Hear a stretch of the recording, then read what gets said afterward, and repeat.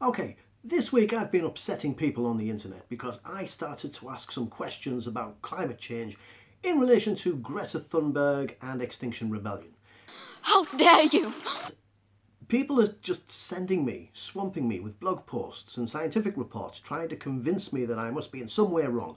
And Facebook and being on the internet isn't a very good way to have this conversation. So I'm going to very quickly, with the help of a tape measure, show you some of my thinking. Now the key problem is that we have this one umbrella term called science. And if it's science, it's science. Now what I want to show is there are three types of science. One is your core science, this is real. Two is politicised and biased science.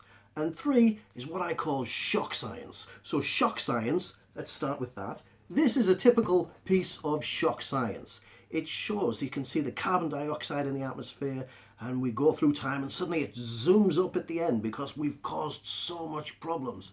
So let me just show you what this is actually saying. I'll get my tape measure out. We're going to look at the atmosphere. There's 1 metre, and I've been busy with my arts and crafts making the atmosphere. This is how much of the atmosphere is nitrogen, 78%. And this is how much of the atmosphere is oxygen, that's 21%. So that leaves us with a centimetre on the end. We've got 99% here. And I have two little pieces. If I put this on the end, we bring this up to 1 metre. And that, you can see, is the amount of CO2, the little black bar on the end, which is about, if we round it up, 400 parts per million. Now, 300 years ago, if I just change this one, it was a lot less. It was, maybe 300 parts per million. What the shock science is doing is it's trying to show you this big, huge jump, when in reality, it's a tiny, tiny part of the overall atmosphere. Yet we're being led to believe that if this continues, if this goes on, then the whole planet is doomed. Now, I just don't buy it.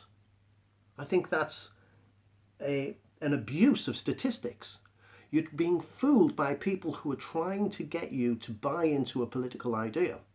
And that's what I mean by shock science. It's people who have a policy goal or a position they want to get to, and they wrap it in science in order to get you convinced or shocked that you must do something, that you must act. But that just isn't true. One of the things that is important to look at with CO2 or carbon dioxide is if you put more carbon dioxide into an atmosphere, plants and trees grow much faster, much stronger, much taller. Horticulturists actually know this. So some greenhouses actually pump in carbon dioxide in order to get the crops a little bit higher. So is it really world ending the way that we're being told? I'm not entirely convinced. So now I'm asking questions, but I'm being told I'm not allowed to ask questions because that makes you a climate change denier. Well, I'm not denying it, I just want to understand. And I don't like the way we have shock science. Now the second part is the politicised or the biased science. And this, a really good way to look at this is with the IPCC. This is the Intergovernmental Panel on Climate Change. And the IPCC, if I bring this in just to double check. So the IPCC, when it was first founded, they brought in 500 scientists who were asked to give a statement on climate change. And they had this big conference and they put it together, and then the scientists left, and then the policy wonks, they changed it. Because the scientists had said they weren't sure if climate change was really man-made or how much we were responsible. But that wasn't what governments wanted. They wanted it to be human-caused. So they changed it. The scientists got quite upset. So the IPC then ratified their rules. And in their mission statement, it says that they are required to focus on a change of climate which is attributed directly or indirectly to human activity that alters the composition of the atmosphere. The important part there is the human activity.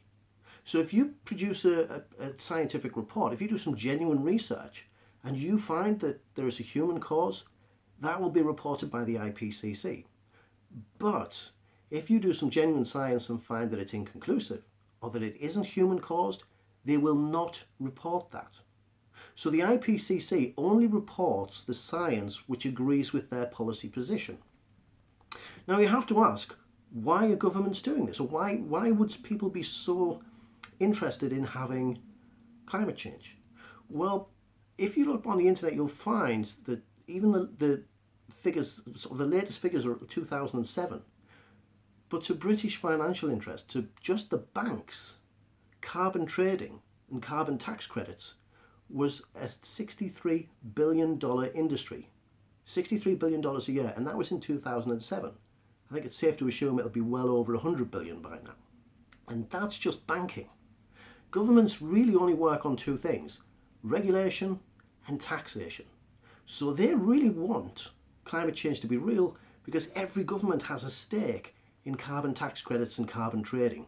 It is a multi-trillion-dollar business. And I think that's why we're seeing shock science. I think that's why we see this politicised bias. It's happening for a reason.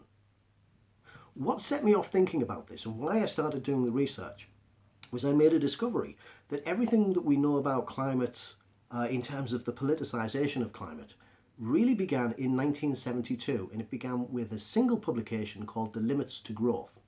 This was put together by an organisation called the Club of Rome. The Club of Rome were ostensibly bankers who believed in a single world government, and they were looking for a single world problem to justify themselves. So the Club of Rome commissioned this report called Limits to Growth. It set the language, the vocabulary, and literally everything you know about carbon trading, about climate change, the vocabulary, the way it's spoken, all traces its roots back to this particular point. There was another group called the 1001 Club. Very similar, they were looking for a single world government. And the founder of the 1001 Club at the time was the president of the Worldwide Fund for Nature. And in 1970, he went out and he found 1,001 people. He got them to donate $10,000 each, put together this fund, politicised the WWF, and had the WWF push Limits to Growth. They give it its kudos. So everything to do with this goes back to people. They weren't environmentalists. They couldn't care less about the environment. What they were interested in was their own selfish political agendas.